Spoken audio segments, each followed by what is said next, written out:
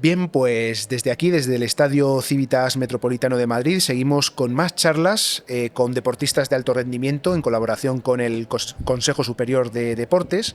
Y en este caso vamos a conocer ahora a nuestra próxima invitada, Rocío Sánchez, que ya es deportista de alto nivel también, en este caso de karate, aunque retirada ya de la alta competición. ¿Qué Sí, tal, Rocío? ¿Cómo estás? Bienvenida. bueno, fue duro esa retirada, pero hoy por hoy estoy feliz. Ajá. Aporto de otra manera al karate, que es dando clases de karate. Y bueno, Muy ya bien. está. Pues ahora vamos a ir entrando y profundizando porque ¿durante cuántos años estuviste en competición? En, en alta competición desde 2012 hasta 2018. Vale. Y es el momento en el que decides retirarte en Es 2018. 2019, sobre marzo o así es Ajá. cuando decidí terminar mi carrera deportiva. Ujú. Y, y bueno, la verdad es que seguía entrenando y demás, pero ya buscando otro objetivo, que era pues la entrada en el mundo laboral. Vale, genial. Bueno, pues mira, Rocío, antes de seguir, para que también te terminen de conocer, estás graduada en educación primaria, también de maestra de educación infantil, además tienes máster en audición y lenguaje, en lengua extranjera, en fin, vamos a ver diferente, porque esto va a ser muy importante para lo que vamos a hablar después, pero vamos a ir desvelando poquito a poco las cosas, ¿no?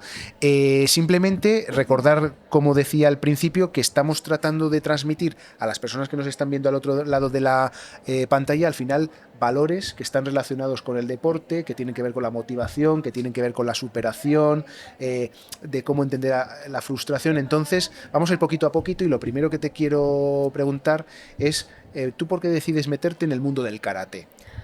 Bueno, pues creo que esto es una historia que en muchas ocasiones se repite. Al final, cuando eres el hermano pequeño, siempre quieres seguir los pasos de tu hermano mayor. Y en este caso, mi hermano también practicaba karate y bueno, pues siempre lo digo, yo quería ser como él, ¿no? Él fue campeón del mundo también y todo, entonces yo tenía ahí un reto importante, ser como mi hermano. Y pues gracias a mis padres, pues yo seguí esos pasos un Uh-huh. poquito. Luego la estela de tu hermano, por lo tanto, ¿no? Sí. ¿Y qué dificultades te fuiste encontrando en el camino a medida que te ibas metiendo en la competición y cuando ya te empiezas a meter en la alta competición? Pues, a ver, a mí me gustaba la competición, pero de combate desde chiquitita. La verdad Uh-huh. es que las catas no me hacían mucha gracia. Eh, Cosas importantes que te vas encontrando, al final cuando tú quieres dedicarte a algo, encuentras que tu círculo de amigos, en este caso estaba en el cole y demás, ellos se van a celebrar un cumple y tú tienes la responsabilidad y la autoexigencia de irte a entrenar, porque sabes que si quieres quedar campeón de Madrid, campeón de España o en un futuro campeón del mundo, no es posible si no haces ese entrenamiento. Al final es como una carrera de fondo, ¿no? Y no hay que correr mucho, sino mantenerte corriendo. Y en este caso era mantenerse entrenando. Uh-huh. ¿Hay muchas cosas a las que has tenido que renunciar? Pues aparte de círculos de amistades, que bueno, es verdad que hay un círculo que siempre lo ha entendido porque también ellos en algún momento han practicado este deporte y les he conocido por la competición, aunque ellos se han ido quedando atrás, pero es verdad que he perdido momentos familiares muy importantes, ¿no? Pues cumpleaños de mi sobrina, estar en Chile y tener que llamarla para felicitarla y saber que está toda mi familia allí y yo no podía estar, ¿no? Estaba en la distancia. Pero al final, más que perder, yo creo que ganas en otro sentido, ¿no? Entonces, prefiero ponerlo el foco en lo positivo que en lo negativo. O sea, el balance un poco final que haces de eso, ¿no? Es positivo, ¿no? Sí, sí, o sea, porque puedes decir, has perdido muchas cosas, pero también he ganado muchas otras. Uh-huh, uh-huh. Eh, en resultados, en valores y, y creo que un poco en estilo de vida. Uh-huh. Y entonces, bueno, tú entras en la alta competición, eh, la gente confiaba en ti. No, no, No. o sea, la respuesta clara es no. De hecho, mi primera medalla internacional llega en 2014, un bronce mundial individual, y posiblemente era la última persona que esperaban que cogiese medalla, ¿no? Y fui de las tres únicas personas en combate que cogió medalla a nivel individual. La verdad, creo que fue un reto propio, donde siempre he tenido a mi familia apoyándome y para mí ese ha sido el pilar fundamental, ¿no? El saber y decir, yo quiero esto, voy a luchar por esto, confíe en mí quien confíe, lo voy a hacer. Bueno, está clarísimo que tú evidentemente sí confiabas en ti misma, por eso llegaste a donde estás, pero ¿cómo se gestiona cuando sientes que los demás no, porque te pueden derrumbar y decir, uy, pues mira, tendrán razón, lo dejo aquí, pero tú no, tú sigues, ¿cómo lo gestionas eso? Es muy complicado, pero al final intentas ponerte una coraza, un chubasquero, ¿no? Que todos los pensamientos de los demás al final, pues como hace el chubasquero con la lluvia, que caigan, que resbalen, y centrarte en tu objetivo y decir, hasta aquí tengo que llegar, y si me encuentro un obstáculo lo tengo que saltar, lo tengo que rodear, pero al final es quitar ese obstáculo de ese camino, ¿no? Y es verdad que, bueno, están aquí mis padres también. Su apoyo ha sido incondicional y ha sido siempre un hija, lucha por lo que tú quieres, hija, lo vas a conseguir, y al final creo que todo ese esfuerzo de dejar a un lado ciertas cosas que también te importan, todo eso ayuda, ¿no? Todo suma. Bueno, ellos confiaban en ti, ¿no? Eso está clarísimo por lo que veo. Y es muy importante que desde luego la gente que de verdad te importa, tu entorno más cercano, sí que confíe, porque evidentemente es verdad que uno solo o una sola no puede llegar muchas veces, a pesar de que tú confíes en ti misma, pues al final por eso, porque la inercia de los vampiros psicológicos, podemos decir esto, que además aquí en este país en concreto están muy a la orden de todos, sí, del día, pues es difícil, ¿no? Por eso te hacía Al final para mí ha sido lo más importante, claro, ¿no? Porque cuando tú te concentras con el equipo nacional estás solo unos días. Y bueno, te puede afectar, pero el día a día es en casa, claro, y aunque familia, tú tengas un momento de bajón, son ellos los que te ayudan a subir, ¿no? Y a salir de eso. Entonces, en el día a día pesa más que unos pocos días justo antes de competir. Bueno, y cuando por fin compites y empiezas, en fin, a estar ahí, ¿cómo lo sientes tú de decir, pues mira, para aquellos que no creían en mí, lo he conseguido? Sobre todo fue un para mí, por mí y para mí. Quien no confiaba en mí, bueno, pues un canto en los dientes. De repente empezaron a confiar y de repente el trato hacia mí cambiaba, ¿no? Pero yo seguía siendo la misma, con una medalla más, una medalla muy, muy importante, ¿no?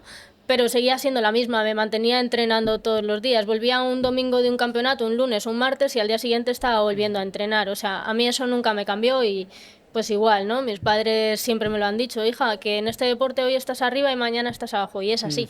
En un campeonato puedes quedar campeón del mundo y en el siguiente campeonato pierdes en el primero, ¿no? Entonces, bueno, es verdad que hubo tratos que cambiaron, pero al final a mí los que me importaban seguían siendo mi entorno más cercano y mi lucha por, si había quedado tercera del mundo, querer ser campeona del mundo. Ajá, pero de tener los pies en la tierra es muy inteligente, la verdad, sí, porque eso te puede trastornar y pensarte incluso luego lo contrario, de ser más que nadie, ¿no? Y sí, estas cosas sí, que uno no debe permitirse, ¿no? Que, en fin, aterrizar. Bueno, total, que luego estás varios años en la alta competición. ¿Qué valores te ha aportado para ti este deporte? Pues al final automotivación y motivación externa también, por supuesto, pero la mía propia mucho. También me ha vuelto muy autoexigente conmigo misma, y si tengo un objetivo tener que llegar a él. Pero luego también otros otros valores como el respeto, la lealtad, todo eso creo que me lo ha inculcado el deporte y lo extrapolo hoy en día a mi día a día. Sí, luego te sirve para tu vida todo, personal, no sí, solamente se queda en el deporte, ¿no? Eso es. Ajá. Bueno, entonces estás ahí unos años y ya en 2018-19 ya es cuando decides retirarte de la alta competición. ¿Por qué lo decides hacer? 2018 hago mi último campeonato internacional. Bueno, no lo decido 100% yo, sino por una serie de circunstancias en las que, bueno, el seleccionador me da un par de palmaditas en la espalda y demás. Entonces yo esa noche llamo a mi madre y le digo, no voy a hacer el Mundial. El Mundial era 15 días después y aquí en Madrid, solamente porque quiso hablar conmigo, yo estaba seria y le dije que en ese momento no iba a cambiar la cara. Pues nada, ahí fue la decisión. No fue del todo mía, la que fue mía fue no seguir compitiendo de número 2. Yo consideraba que en ese momento era la número 1, y había que demostrar que las cosas cambiaban. No se había dado así y bueno, pues la autoexigencia de querer estar arriba y que ellos hagan otra cosa, pues fue el momento de decir hasta aquí y ahora hay que centrarse en buscar un trabajo y entrar en la vida laboral. ¿Y fue difícil ese momento? Fue muy difícil, muy, muy, muy difícil. ¿Y cómo lo llevaste? Fatal. Bueno, gracias a ese momento yo siempre he querido un gato, nunca lo habíamos podido tener. Pues creo que para que no cayera en depresión mi madre me trajo una gata a casa, ¿no? Y es verdad que gracias a ese animalito pues cambió un poco la historia y bueno, luego ya a los meses, primer año que buscas trabajo, lo encuentras, te sientes a gusto y empiezas a mirarlo un poco desde la frialdad, ¿no? Y empiezas a decir, bueno, ha sido un poco un proceso malo, pero ahora empieza algo bueno. Y hoy en día lo miro con distancia y creo que al final, habiéndome fastidiado, me hicieron un favor. Porque hoy en día tengo mi trabajo, estoy fija, entonces no todo el mundo tiene la suerte de dedicarse a lo que ha estudiado, a lo que quiere y todo esto. Y al final empecé con 28 años, el mismo año que lo dejé y hoy en día pues sigo. Entonces, bueno. ¿En ningún momento se te planteó la idea de querer volver o poder volver? No. Me dolía ponerme un karategi, me dolía pisar un tatami, entonces... ¿Te dolía? Me dolía mucho. Entonces, bueno, sí que seguía entrenando, pero es verdad que costaba. Costaba sin tener un objetivo de competición. Pero cuando te hacen tanto daño rechazas a esas personas, ¿no? Y volver a competir quería decir ponerte enfrente otra vez de esas personas y yo... ¿Ya no estabas dispuesta a eso? No estaba dispuesta. ¿Pero y a día de hoy lo has superado ya? A día de hoy me sigue doliendo, ¿no? Porque es una decisión muy importante en la que tu vida mira en esta dirección y al final acaba en esa otra, ¿no? ¿Me sigue doliendo? Sí. ¿Alguna vez se cerrará? No lo sé. Pero ahora mismo estoy agradecida, como te decía antes. Bueno, ese es un punto porque, bueno, muchos de los que nos están viendo al otro lado, también en relación a las jornadas de orientación profesional que hemos tenido estos días, pues muchos chicos y chicas de estas edades, de 14, 15, tienen que tomar una decisión muy importante ahora mismo. ¿A qué se van a dedicar supuestamente el resto de sus vidas, o como yo les dije, o a lo mejor parte de sus vidas, porque no hay miedo, no debe de haber miedo a equivocarse, y además siempre vais a tener el poder de poder volver a girar el rumbo de vuestras vidas y a lo mejor durante unos años hacer algo y luego hacer otra cosa completa o volver a tus orígenes, ¿no? Como era tu caso, porque tú habías estudiado, hemos visto, sí. educación infantil y demás, y ahora estás trabajando como educadora, ¿no? Sí, bueno, empecé pues igual que con el karate, quería ser como mi hermano, ¿no? Entonces él hubo un momento de su vida en el que dijo que él iba a ser profesor de educación física y yo pues como él.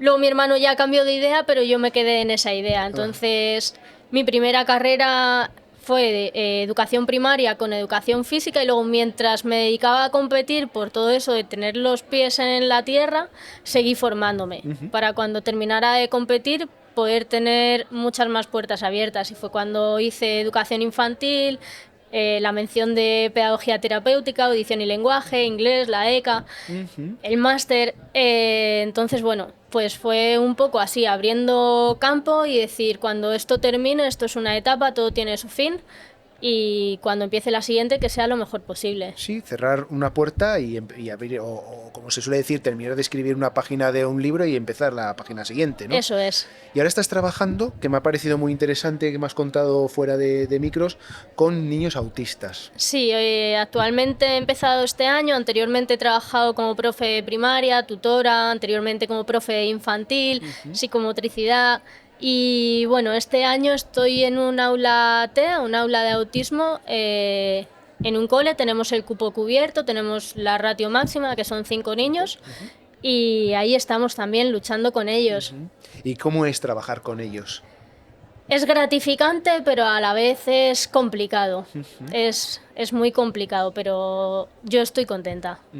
¿Qué tipo de cosas hacéis con ellos? Es decir, no solamente imagino que serán asuntos relacionados con el deporte, sino imagino que de todos los ámbitos. Hay una parte curricular que es de cada una de las asignaturas, dependiendo del curso en el que estén. pero luego también hay otra parte socioemocional, ¿no? Tienes que trabajar un poco la comunicación. Su forma de comunicarse no es igual que la de un niño neurotípico. Luego están también la gestión de emociones, la gestión de la ira, de la frustración, cómo generan todo ello. Y luego el interés por los demás. Ellos se centran en ellos, pero no llegan a casa y preguntan ¿qué tal te ha ido el día? Pues también generar un poco eso, que igual que a ellos les gusta que los demás se interesen por ellos, ellos también tienen que mostrar interés por el resto.